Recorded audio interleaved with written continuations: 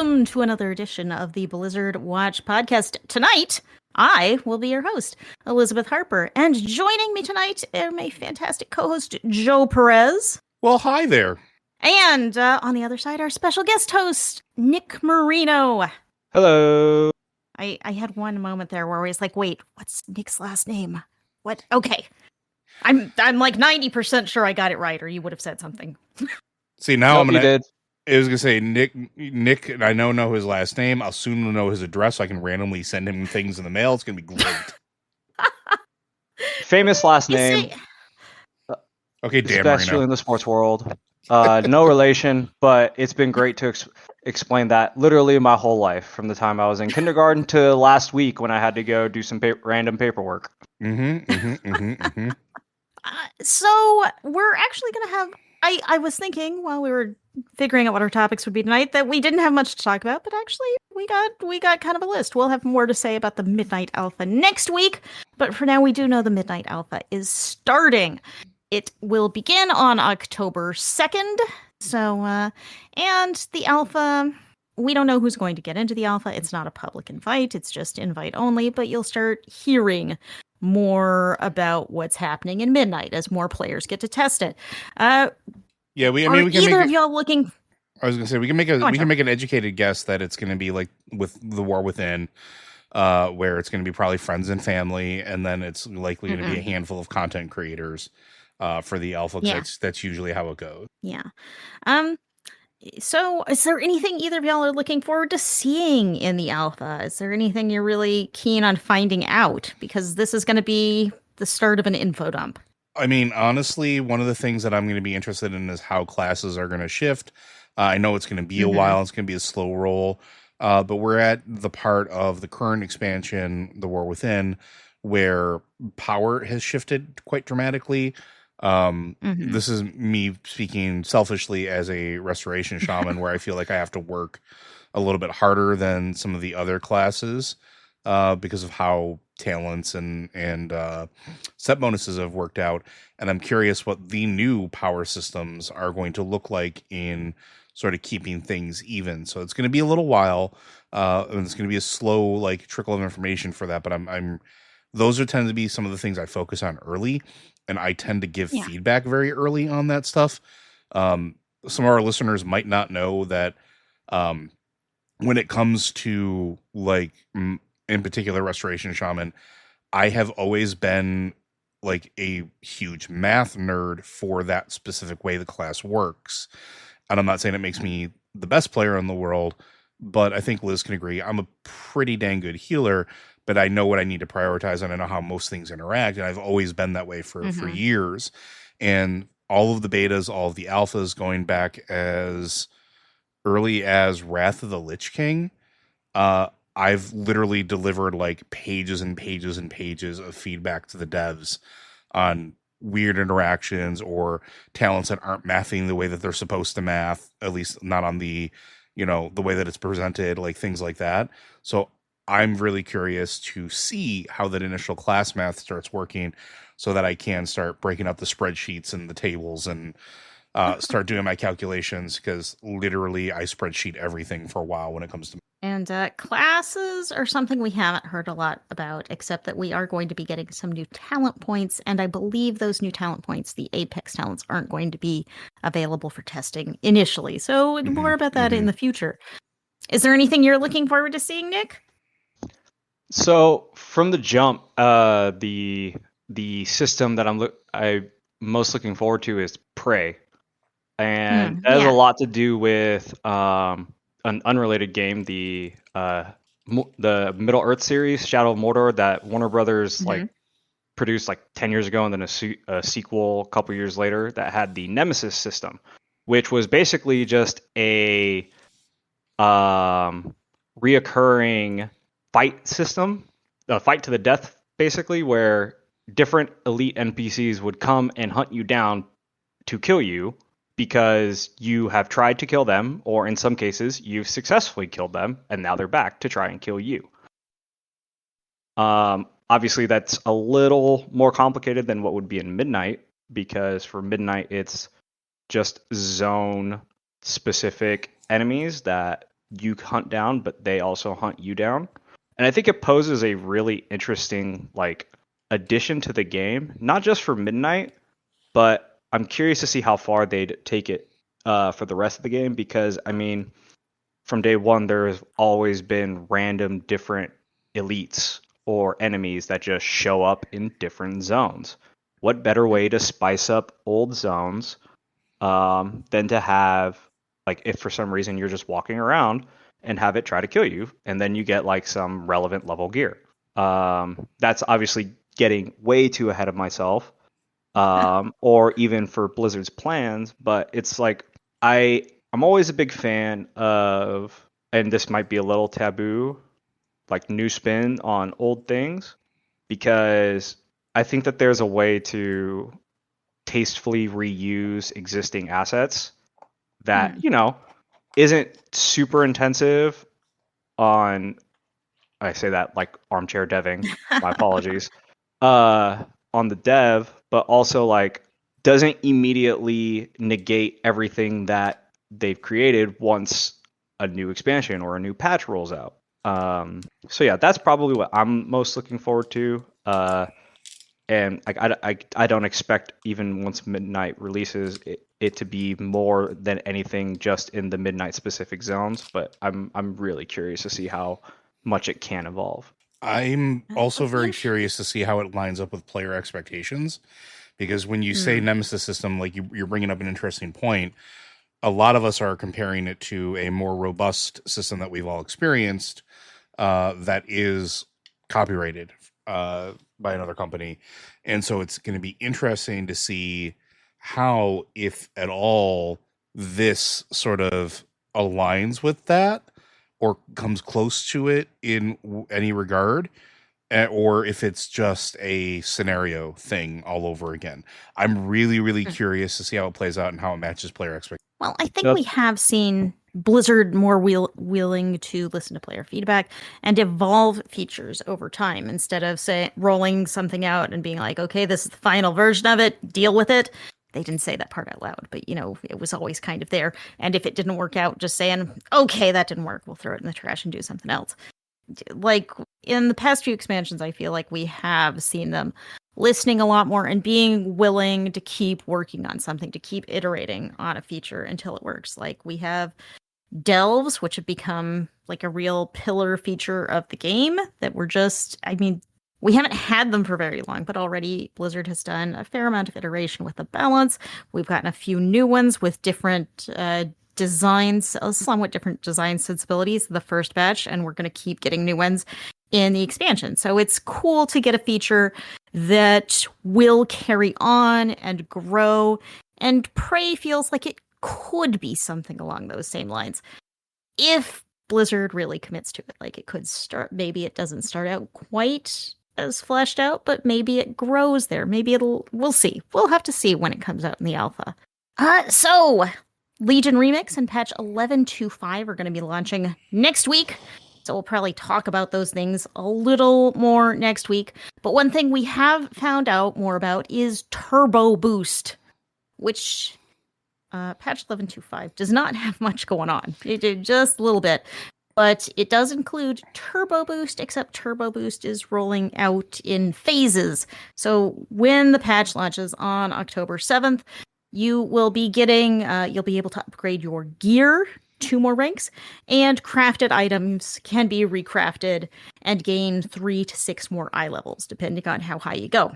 So those are great, but I think those are probably not what we're all looking forward to in Turbo Boost, which is being able to get puzzling cartel chips and buy loot. Loot! The loot that has eluded us all expansion. Yeah. So I have a love-hate relationship with that. Like, I love the idea that I can finally get stuff that I've always needed or that I've been looking for the entire time. But also it kind of rankles because it doesn't matter. At least I guess I shouldn't say it doesn't matter. For my timeline, it stops being as important as it was. Like, case in point, we're moving through working on Dementius on Heroic now in our guild, and Liz can tell you that's such a fun fight. And I may be air quoting that. Phase 1 is brutal. But there are certain things that I'm Got good noticing. music. It has great music. There are certain things that I'm noting where in that fight in Salad Bar, because I refuse to call him by his real name, there are certain fights where I'm starting to fall behind because of two reasons. One, I don't have the eye level of some of the other healers in our guild, and two, I'm suboptimally geared in a couple very key spots, which make an insane amount of difference. One of which being my trinket slots. I have one of the trinkets that is really, really good, but the other one is subpar. It is like in any other part of the expansion, it's the sack brew. In any other part of this expansion, that would have been a godly trinket to have, but here it's just kind of like it's decidedly mid for Resto Shaman. We have not seen either of the other two trinkets that are like top tier for me. And I'm like, well, now in Turbo Boost I can get them, but by the time I get them, the chances of already having Dementius down is really, really high. So it becomes less important, right? Like, and then Turbo Boost is really great for those that are still moving through progression. And I'm really happy to like that they're going to be able to get to do that a little bit. But also, it's just going to wind up becoming a transmog thing for me, which is fine. Yeah. But it's just like, I wish it would have been a little sooner. Yeah, certainly for our guild. If it had been a little sooner than this, even if it had launched with 11.2.5, if it had launched at the same time as everyone else, or even maybe a week later, you know, if we got a little more, we're doing well enough that if we had a little more gear optimization, if we had a few more eye levels, that could make a big difference. And yes, this is really, it's late in the game, so I don't know, but it really feels like a good way to help gear up your alts, help gear up any characters you might use that you might want to play in next expansion, and make sure they're kind of top tier right now and have the good stuff going into the game. But yeah, it's mostly transmog for me. I might upgrade a trinket, but I might just not bother. So is a question, and this will be because I haven't strayed into the retail side of the game in a bit. I've been stuck in the classic side. So is taking place of the Turbo Boost is taking place of the quote standard boosting system that we've come to expect, like right before new expansions drop? Because when I see it I see that it's for Mana Forge Omega and Mythic content only. Or is that? So I would still expect we get a beginning of expansion event where you can just gear up everything, you know? We don't know what that event will be or kind of what eye levels you're going to be able to get, but I would expect one.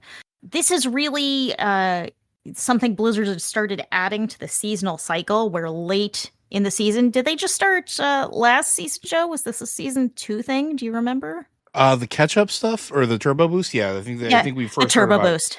Yeah, we first heard about it with or it was with the goblins, really, because it made sense. It was on theme, turbo boosting. So yeah, this is pretty recent, and just kind of as the season kind of gets long in the tooth, we have a little turbo boost where we can upgrade our gear more, where we can trade Valor Stones among our warband, and where we can get these puzzling cartel chips and buy specific pieces of gear. So yeah, but it came pretty late last time. It's coming pretty late this time, and at least for my personal gameplay, it's a little late to make a difference. So it's like, woohoo, transmog, woohoo, I'm going to get that healing weapon I haven't gotten all expansion because I'm not healing. So yeah, stuff like that. I got you. But it's not a big gear up for everybody. Even the gear upgrades, I may not be able to take advantage of them because you're still going to need the high level crests to do that. And I only have access to so many high level crests because I'm not doing mythic. Because there are only so many hours in the day. But we do know that stuff, the puzzling cartel chips, coming late this month, late in October. And maybe they'll help you out, finish that last bit of season 3. But, frankly, I think once Legion Remix launches, the servers the retail servers may become a bit of a ghost town. That's I'm just guessing there, but I don't know. I don't think so, because I think So with the remix stuff, you would expect to see retail servers being a ghost town, but during remists, that wasn't the case. People were still pushing keys and doing high tier content and going through stuff like that. Because I will say that while the remix stuff is fun, for a lot of people it has a limited appeal. And we were kind of talking about this in Guild the other day too. One of our main tanks, Aiden, was just talking about and he had a point where when you get to the end of it, there's really, once you complete your power fantasy, what else is there to do? If you collect all of your transmogs, which you can do usually very quickly, or at least you could in Remist. I don't know. So what you saw was people would get to the end of that, or they'd level the character up all the way and do whatever they were going to do, and then they'd go back to retail. And we might see that same thing again, or we might see people that don't care about Legion stick around and still do things like push keys or push content. One of my employees, he's a pretty hardcore raider, and he has no intention of playing this, right? Like his entire thing is he's like, we're going to push into mythics. We're like, and by mythics, I mean mythic raiding. He's like, I'm not going to have any time for Legion. So it all depends. Yeah. I don't think it's going to be a ghost town. I think it'll be an interesting distraction for people that have done everything they want to do in retail. Yeah. And I feel like we're getting a little close there. I don't like doing a lot of repetitive content. I like doing something new. So I am growing weary. But retail is still fun. I am looking forward to Legion Remix. I'm going to level some alts and collect transmog, which transmog is the true end game. And speaking of transmog, it is about to be October, or perhaps it is October, depending on what time zone you were listening to this in. And we have a new trading post. I promise to those listening at home, I will not scream WOG, because it is officially becoming Orktober, as is written properly. New trading post. I think it's pretty great. Nick, you did the article about it on the website. Would you like to give us the highlights here?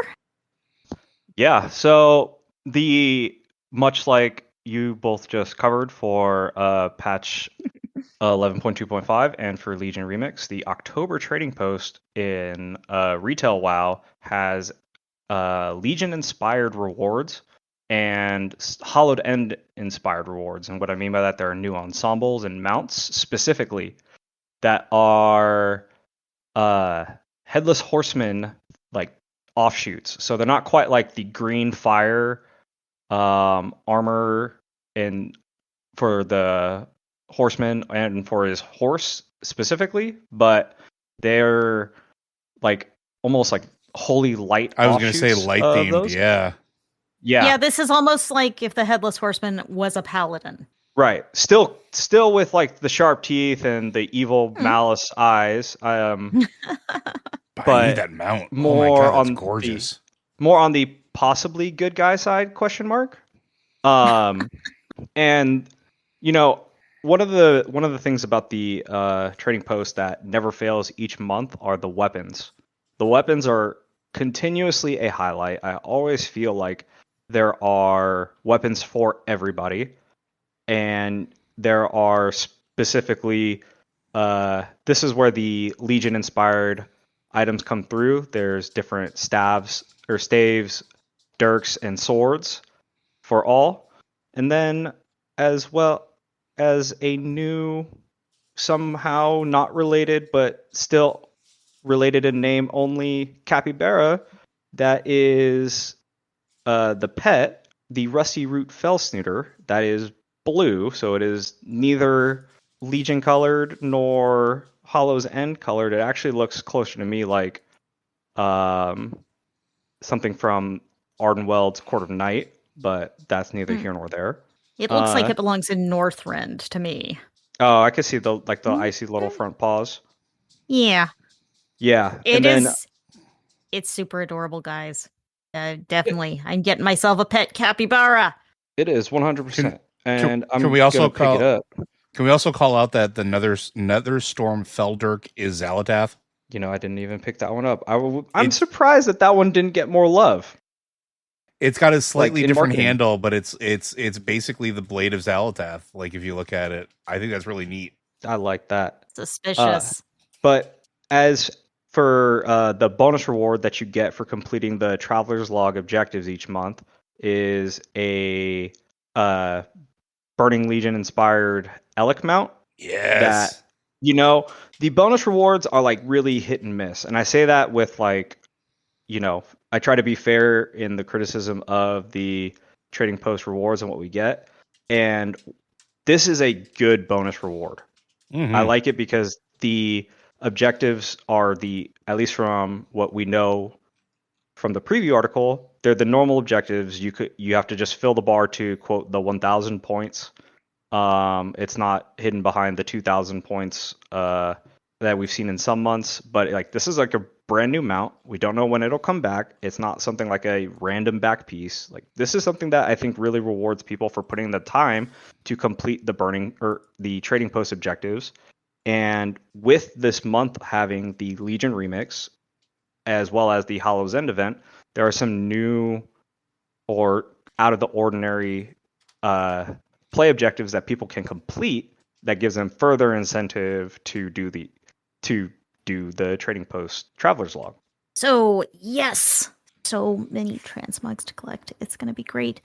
But if nothing in the trading post strikes your fancy, there is also a new Twitch drop starting on October 1st, and it is a baby pit lord. I did not have that on my bingo card. Did anyone else expect we were going to get a baby pit lord to go along with playing Legion Remix? It kind of makes sense for going back to Legion. I mean, Manaroth is one of those, iconics. So why not? Why not have a little tiny pudgy baby pit lord to follow you around and tell you how it's going to kill you and take over the universe? This one, I don't know if I'd call it adorable. It's certainly petite and round, and those two things usually combine into adorable. So I'm willing to let that one go. I don't know if I want a little pit lord following me around. But it's also got like the little ooh eyes. That's what's supposed to get you to drop your guard before it hits you with its. Oh yeah, that's true. Fist item. Well, I think it might be. Yeah, I think. I was gonna make a joke here about how it's just a travel-sized fell like Capri Sun of Demon in case you ever want to like sell your soul to the Legion. Of course, the big selling point for this is there's a pretty low barrier for entry if you want to collect it, if you want to add to your pet collection, if you just love demons, which maybe you do. Fine, I'm not judging. Twitch drop, you have the rest of the month to pick this guy up. And you just have to watch 4 hours of anyone streaming World of Warcraft on Twitch.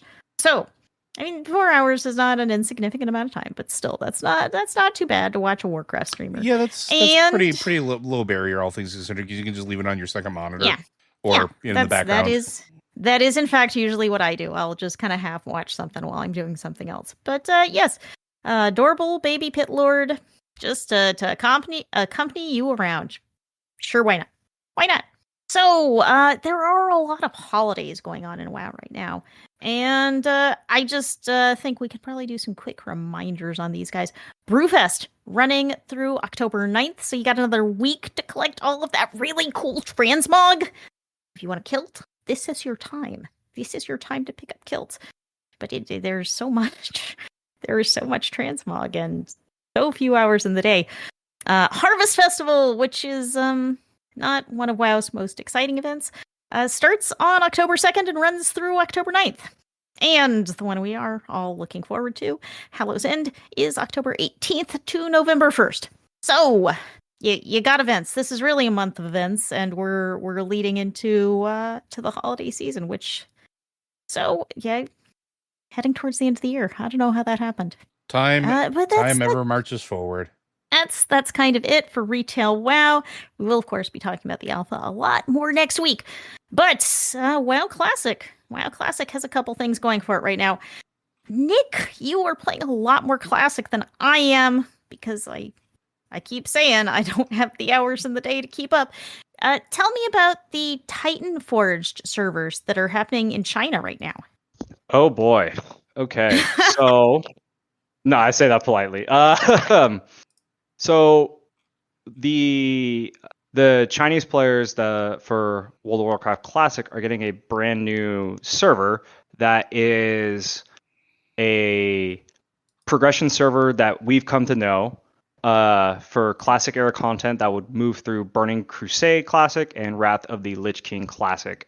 It's a brand new, fresh server where everyone would start from zero, and it sped up at a cadence that I am not yet entirely sure how fast it'll go, but it's going to move through all that content.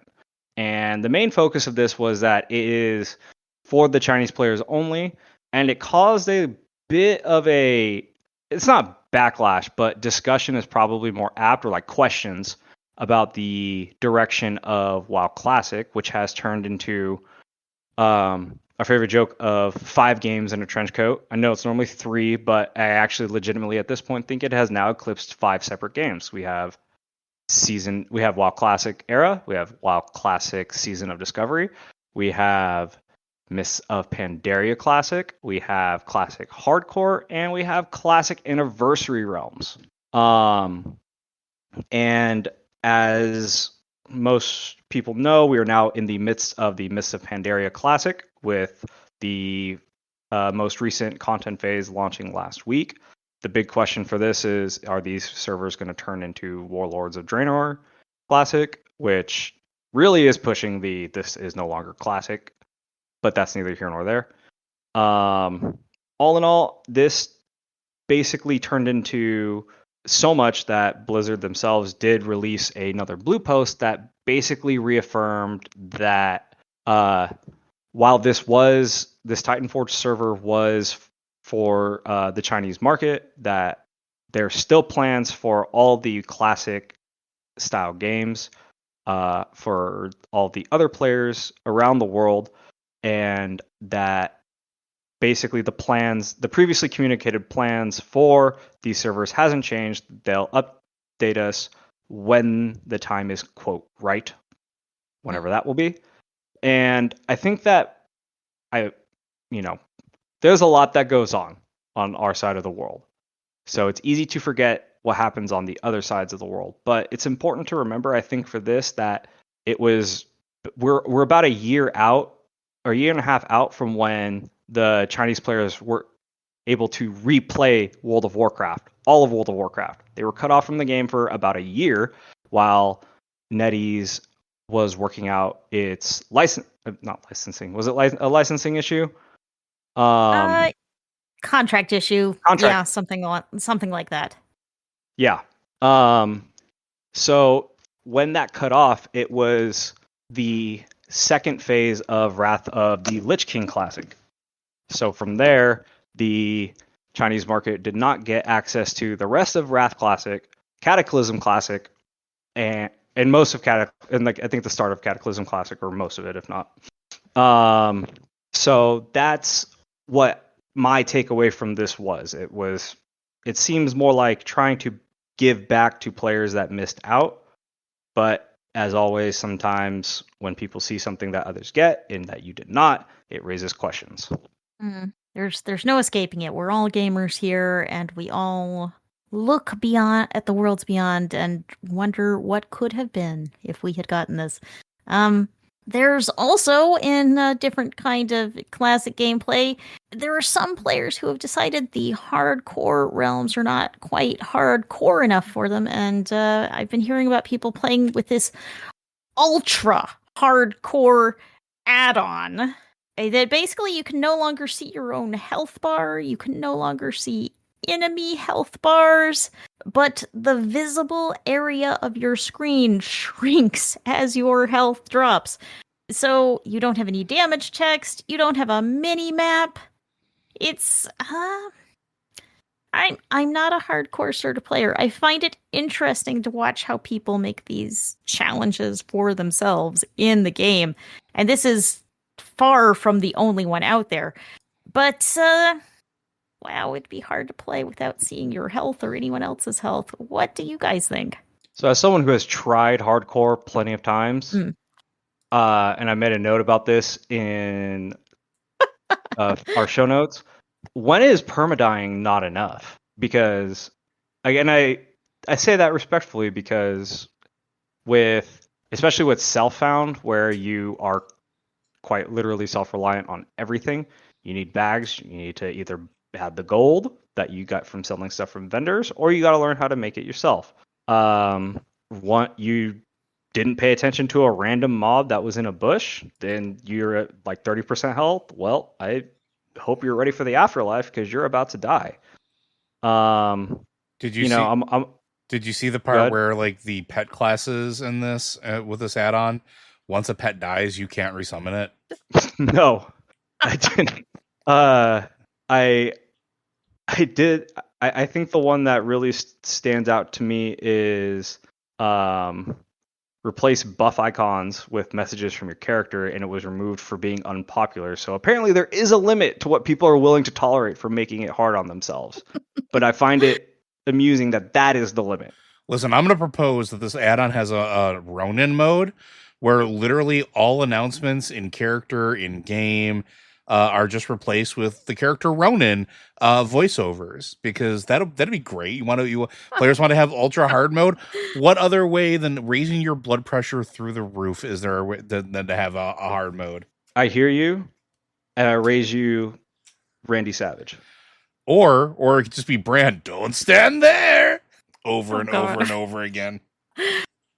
And see, here we are already making our own challenges. Emergent gameplay is really cool. Okay. I like stuff like this, but not for me. Yeah, I don't think this is for me either. But I might watch other people play it. I do watch some people on YouTube or on Twitch who are doing challenges. There's someone out there doing a playthrough where they can only play in one zone until they earn enough gold to buy a WoW token. So it's kind of a gold making challenge as they move from one zone to the next. And in each zone, they must find a way to make all of this gold. And it's like, this is ridiculous. I would never want to do this. But it is interesting that people both want to and do this. So it's fun to watch the games people make for themselves in the game, because the game is, of course, 20 years old, and there's only so much game. Yeah. Do it on a DDR pad. So that was actually in Destiny 1. Yes. Random challenges that people would take. One was defeating a raid boss on a DDR pad after a dude had defeated a raid boss using rock band drums. Yep. And then I think he did it blindfolded. Yeah, I think there's actually videos of that, because I think they did them during one of the games done quick, or at least they showcased it. But yeah, like players will make their own hard mode, and I'm not going to comment too much on it because Liz wasn't part of the guild for this, but we absolutely did in our guild, where there are two that we have that are like our claim to fame. One was defeating the Dark Shaman on the rooftops of the areas in Orgrimmar. Like, literally dragging them up to the roofs, doing all the boss mechanics, doing everything on the roofs of Orgrimmar, and that was our self-imposed hard mode. Or when we did Crolorial, where we took the wandering mob, or the wandering boss in, I think it was like Alluriel, and dragged her into the Crosses boss fight to kill both bosses at the same time, and we had to kill them at the same time. So again, I am part of the problem here, just in a different way. Well, see, I'd argue that's a little different, because that's like a group objective. Like those are core memories that you're forging with friends. Like no one can ever take that away from you. And that sounds like, when you think back at it, it's like really fond memories that sound hilarious. Capture the video. Y'all can go watch this if you look this stuff up, by the way.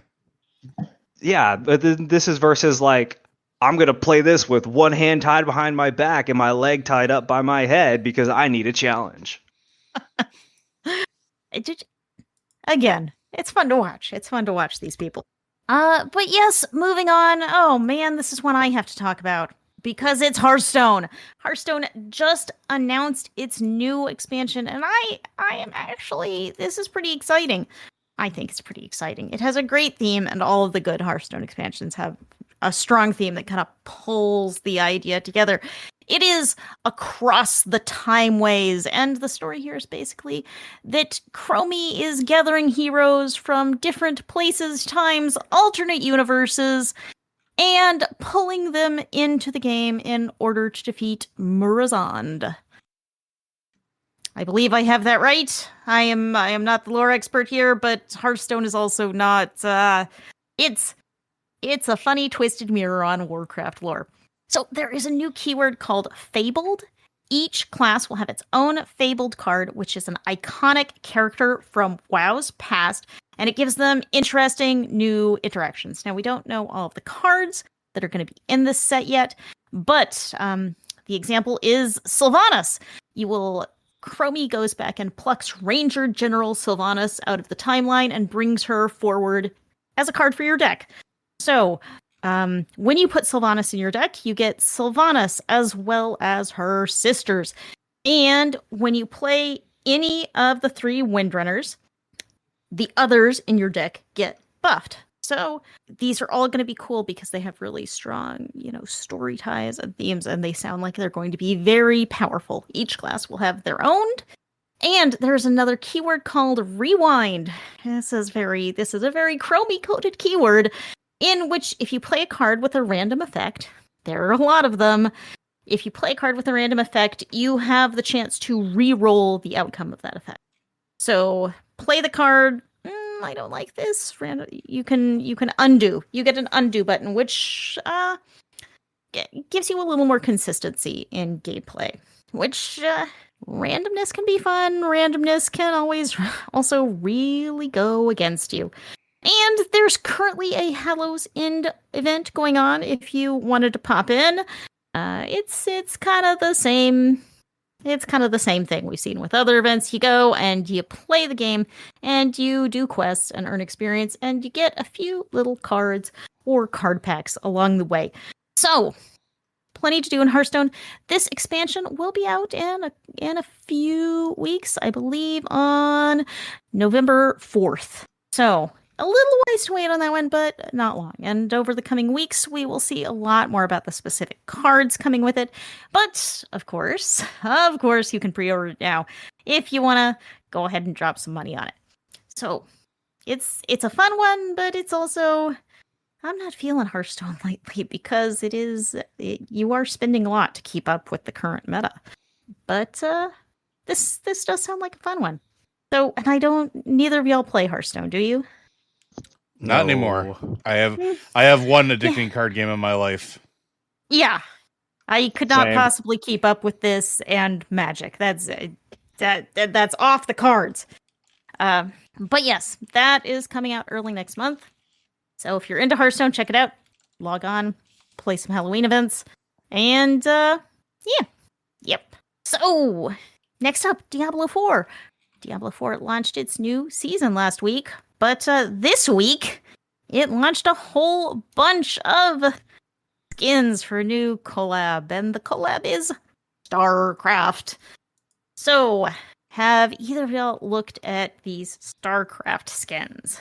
So actually, I would say thanks to the new season dropping and Alternate Liz's article on the Druid, I did jump back into it. I had no idea about the StarCraft collab, so it was the first thing that hit me in the face when I logged in because, of course, the store is right in your face, and I was like, wow, this is aggressive. If I had played StarCraft as a kid more, then I probably would have dropped a lot more money on this, but I didn't.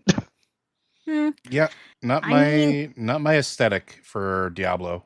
There are skins for kind of each of your StarCraft factions. There are some Kerrigan-styled skins, and some Protoss-styled skins, and some Terran-styled skins. So, I do think they kind of work. They're a little off-kilter. I think the Protoss looks work best, because they kind of come off as like an angelic magey sort of look. And there's a Protoss skin for the Sorcerer, and who has the other one?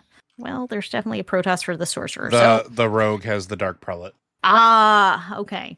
So some of these work really well. I think the Kerrigan skins look a little a little out of place maybe.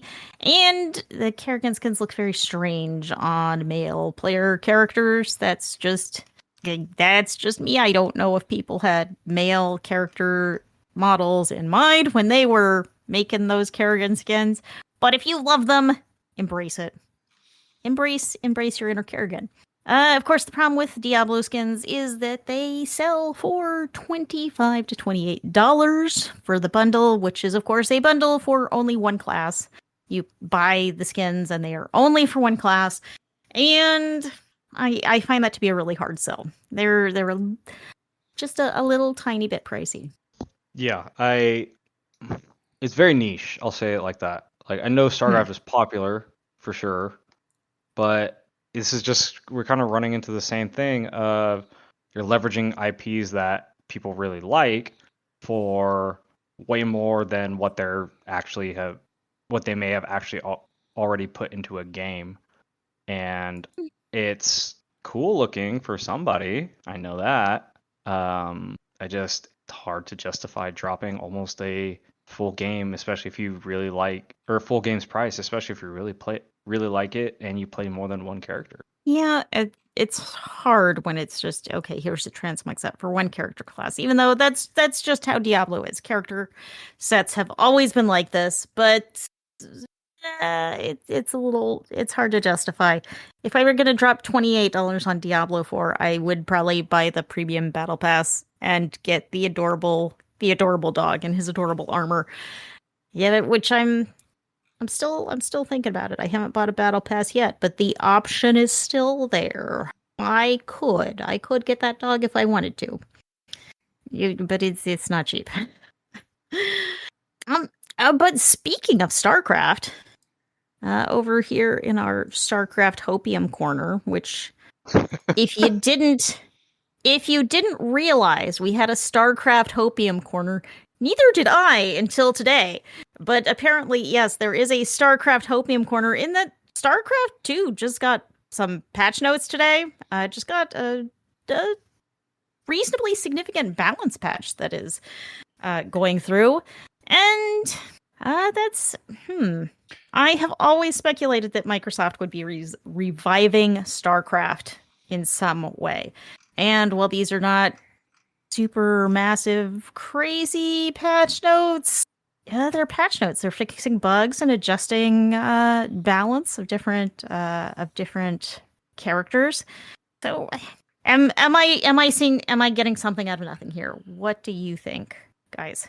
Probably a little something out of nothing, but that doesn't mean that it's not something we've been talking about and that people don't want.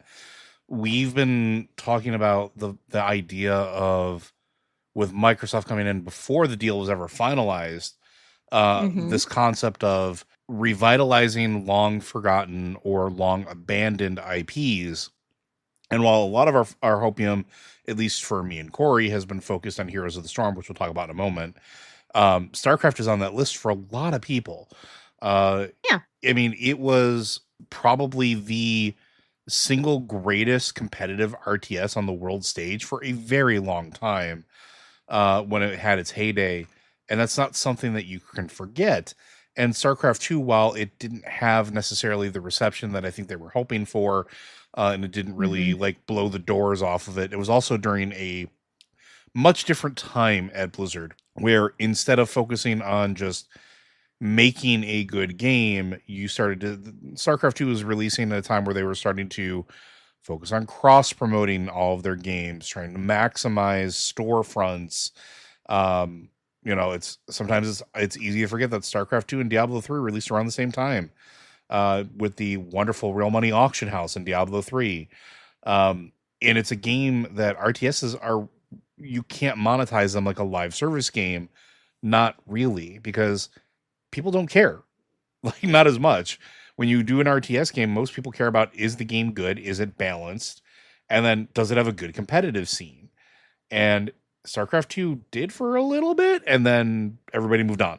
So seeing maybe this, which is, and again, Liz may be underselling it as a balance patch. It is a massive balance patch. We're talking like costs and of abilities reduction, like in some cases 50%. Cooldowns remove like 20 to 30% reduction in those. Movement speed reductions, movement speed increases, fixing a bug, or at least what some have considered a bug since the game released finally, which was siege tanks can no longer be abducted when they're in siege mode.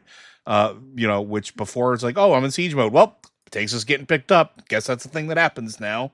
So like these are massive changes that will fundamentally change how a lot of these these particular factions, how these units feel in them. And to see it happen now, I mean, I can understand why we're reading into it a little bit. It might be that there's now more attention on this game than there was before, or people are finally being told, you can go ahead and look at this now. We're not chasing the tail of a dragon on anything else. So I'm hopeful. I'd love to see a return in force to, RTSs from Blizzard with another StarCraft game. I would love to see StarCraft 3. I don't know that it'll happen, but I'll settle for a revitalization of StarCraft 2 for now, and maybe enough attention given to actually make a StarCraft 3. Adding on to that, I think it's something to be said about a 15-year-old game still getting massive updates like these, especially after such a large acquisition done by Microsoft. So like I looked it up just so I had my info correct, where like the last, I guess, campaign pack that StarCraft 2 got was in 2016. So, 9 years since that, whatever.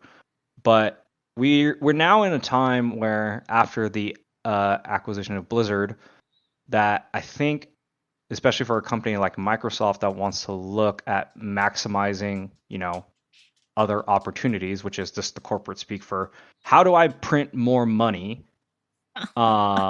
which I think that StarCraft is probably the obvious answer, considering where we already know where WoW stands, and sort of just Overwatch is kind of, how do I say this nicely, in a limbo state, ? But for a company like Microsoft, I'll take it. Yeah. A company like Microsoft has stayed in business for so long and has stayed at the top of the market because they look at ways where it's cost effective for them to invest into something that will yield them massive returns. So taking a slightly more tinfoil hat theory that this seems like it could be, there's a purpose behind this, and I don't know what that purpose is. I love it when people get more games that they love, and if that's what if that's StarCraft 3, I'd love that. And if this is like the precursor to interest, then I'd love to see that. So I will add that this is StarCraft patch 5.0.15, and that StarCraft patch 5.0.14 launched in November 2024. So it's not like they've never patched StarCraft 2, but it's not an everyday occurrence. So yes, that's going to sit over here in the hopium corner so we can look at it and admire it and think fondly on it. But we do here at Blizzard Watch have another reserved hopium corner, which we admire every day and think on, and that's the Heroes of the Storm hopium corner. There was another new patch today for Heroes of the Storm, and it included something interesting, which is there is a new mount. It is a store mount, but yeah, it's a brand new mount. But when did they even last launch something in the store? It's been a while. Yeah, it's been a little bit. I think last year when they did around the anniversary of the release, or it might have been this year, I can't remember. Time is wibbly.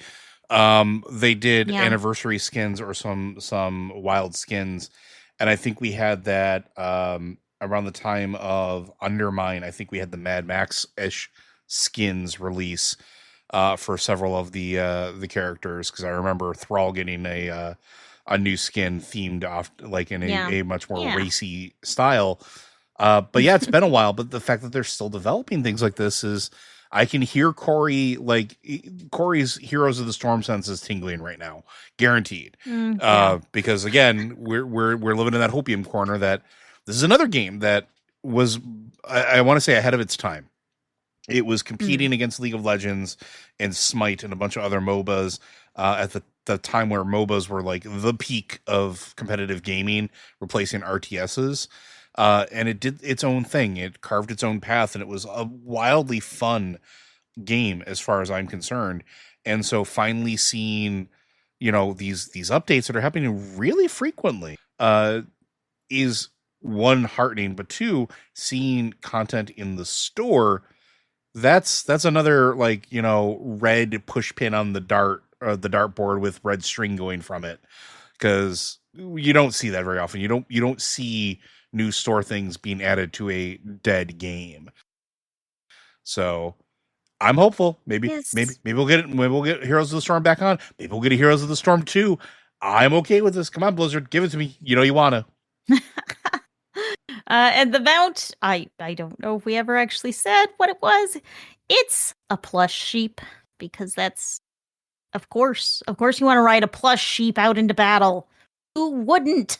So it's interesting. The balance patches themselves are maybe a little lighter than some we've seen before. There are some balance changes to maps, and then you're getting a balance pass for classes and some bug fixes, but also this cute, super adorable plush sheep, because we needed that in our lives. Nick, what do you think? Are we going to get Heroes of the Storm back? Is this sheep proof? Every time I see something about Heroes of the Storm and I see Corey's like posting spree, my first response is to always ask him what is Heroes of the Storm, but that's just mean. But I am kind of like in the camp with Joe, where this is also one of those really deliberate things, because it's not just like a patch or something. Like, this is a piece of content you're asking people to spend money on after you've pulled the plug on their favorite game, or a game that they liked, which is a really deliberate choice, and not one that, again, for a company like Microsoft that writes the checks, pays the bills, blah blah blah, they don't want to light money on fire. So that's where I'm at. Like, this is one of those ones that makes me raise my eye, or it's like, oh, is this another, let's test the water and see how people react? Or, you know what? The people have suffered long enough. We've already killed their game. Have this. Yeah. Well, we live in hope. We polish our little Heroes of the Storm shrine every day. And hoping for the best. Maybe one day. Corey couldn't make it this week, but I'm sure I will be asking him this question whenever he's back. But I think that wraps up our Blizzard news for the week. But we did have one pretty large piece of news in other games, which could have an impact. Will have an impact on the rest of the gaming industry, and that is EA has been acquired by investors for $55 billion. Pending approvals. Pending approval. And in so doing, it has immediately saddled the company with $20 billion in debt. Which, this is something we've seen private equity do with a lot of businesses, is buying the business and then using the business's own assets to fund the purchase of the business. And it usually goes extremely poorly. And Jason Schreier has reported that this loan is expected to be rated single B, which classifies it as a junk loan that is a high-risk loan with high interest rates, which will make it even harder to pay back. The most likely thing I see happening here is significant layoffs happening quickly, and possibly the company being shut down after they've stripped whatever value there is from it. But it's not good. It's not good news for the gaming industry. And for those of you that maybe not understand the impact of it, I'm sure most of you that are listening to this do, but EA owns Madden. They own all of the FIFA, like the fight, the stuff with that. They have all of the Jedi Fallen Order, Jedi Survivor, all of the BioWare stuff, the Dragon Age Inquisition and Veilguard.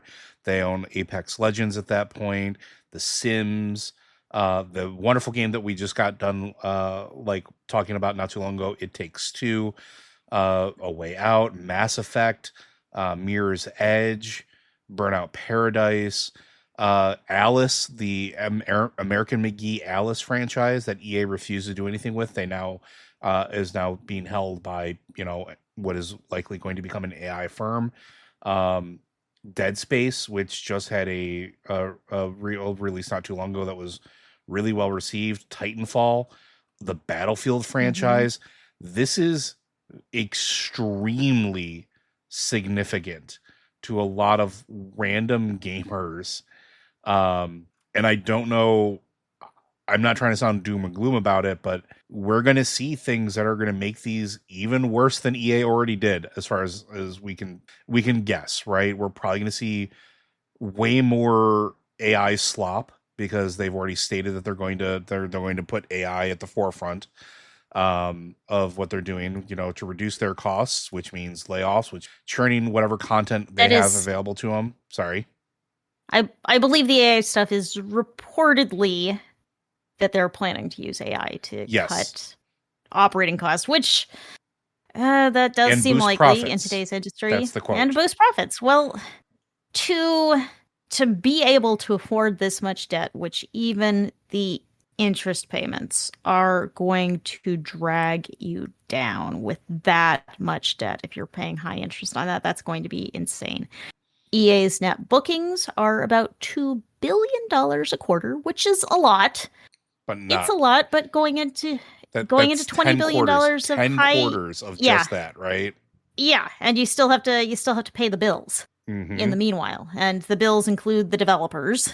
And so yes, I think there's 100% of chance of layoffs coming soon, and I wonder if there's going to be a fire sale on studios, properties, IPs that aren't profitable for EA. See, I don't know. I don't think so. And the reason I say that is because I think the folks that are out there screaming about how they're going to use AI for this stuff, you don't let go of that stuff. You milk it for as much as you can, as often as you can, because you own that stuff.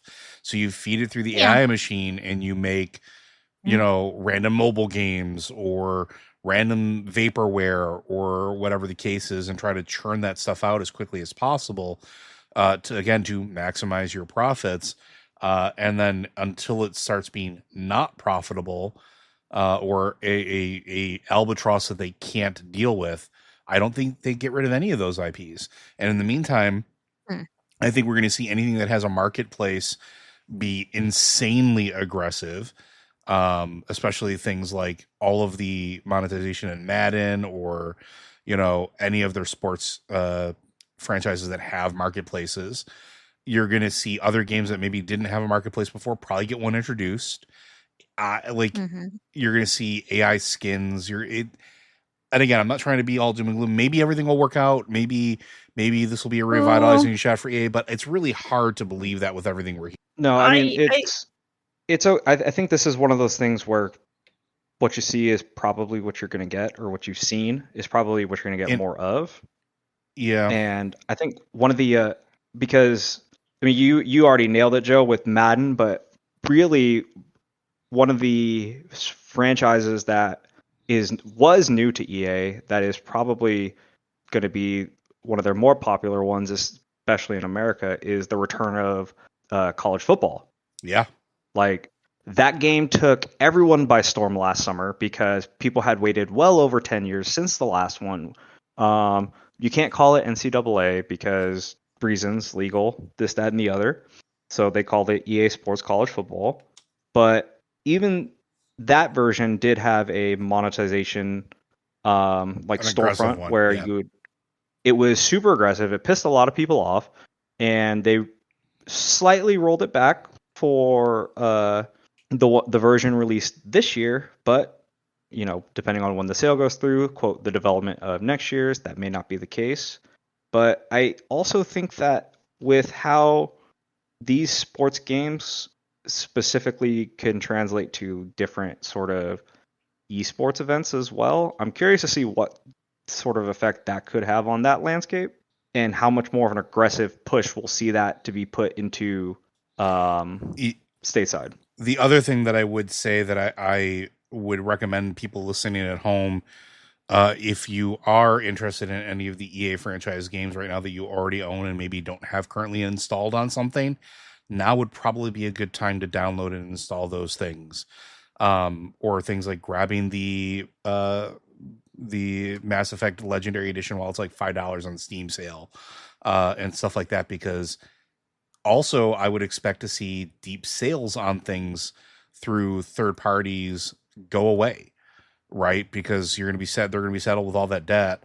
You're not going to see the Legendary Edition go on sale for $5 again, likely. And it is also possible that they might start pulling back on allowing some of these titles to be done through third-party marketplaces when they renegotiate their contracts and try to force you to use only their launcher, which I'm confident will be used for AI mining. So grab the stuff while you can on platforms that you can while you can. Like, I'm just going to throw that out there. That's just a smart thing to do.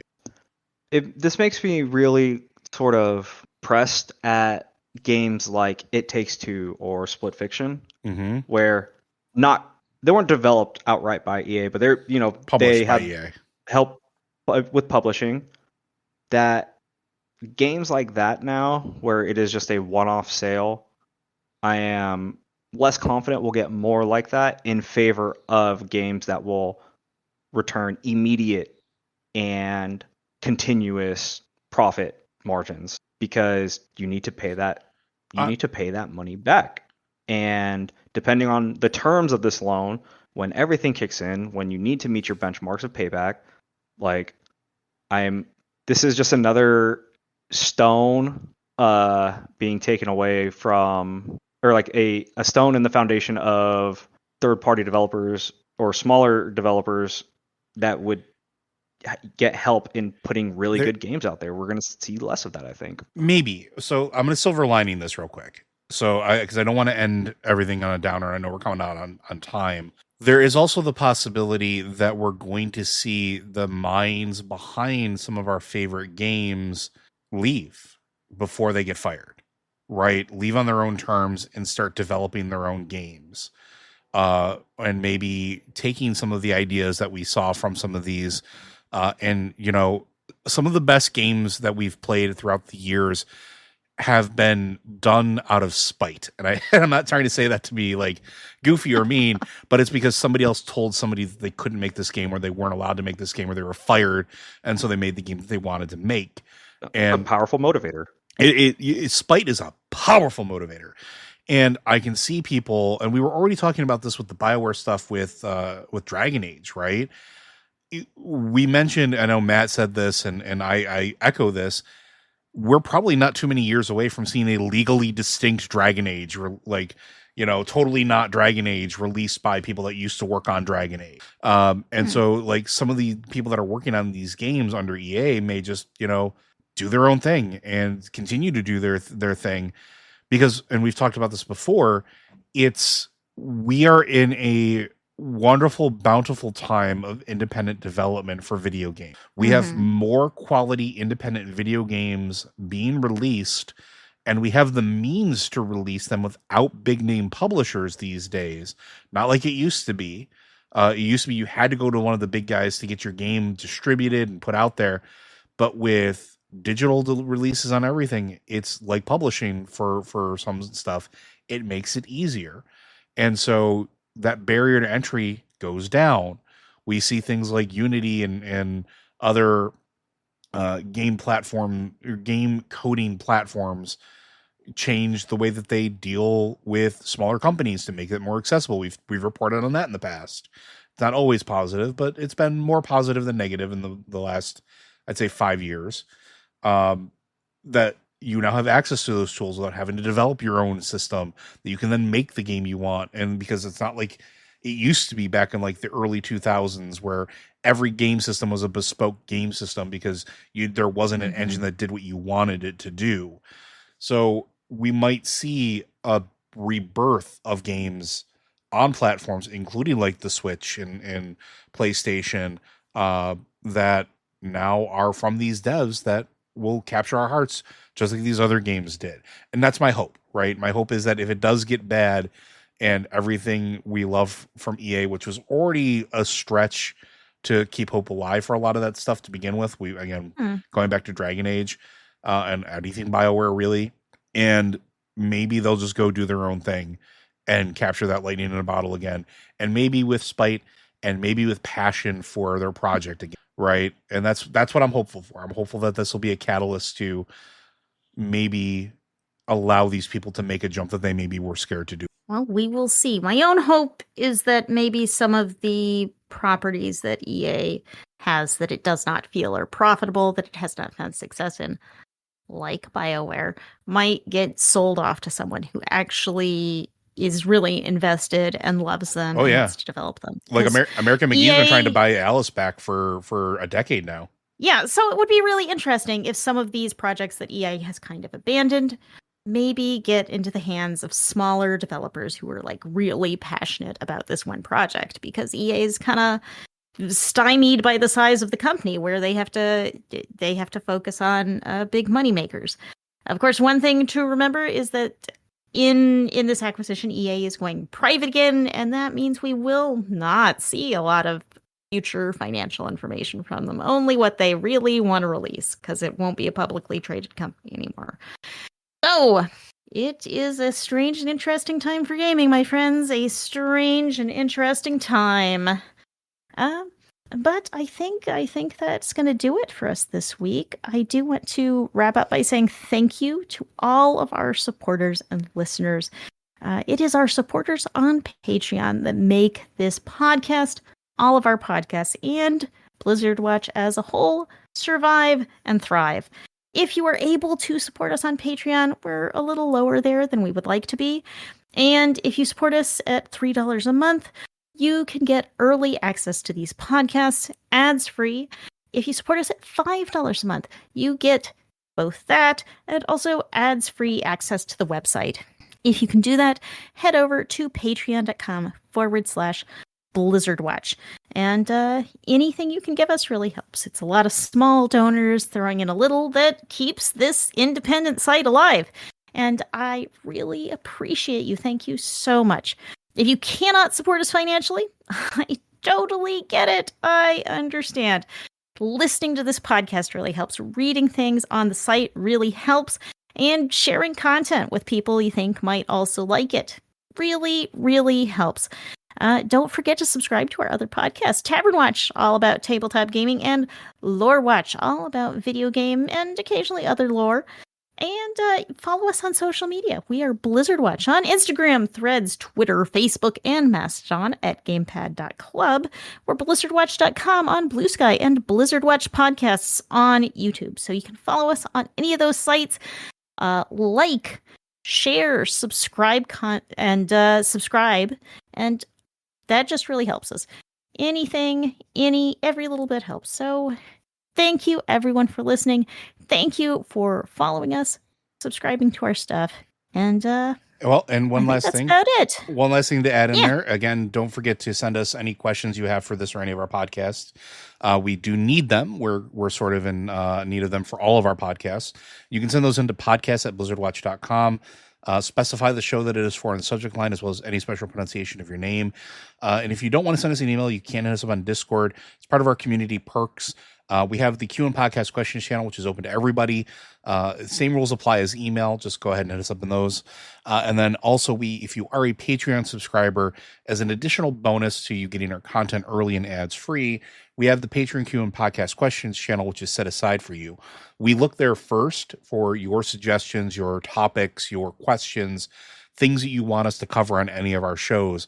So feel free to utilize that. And you just got to be like even a member of our lowest tier to have access to that. So consider that and give us those questions and give us those topics. We need them. I crave them. We desire them. So yes, everyone, this has been the Blizzard Watch podcast. As always, thank you so much for listening.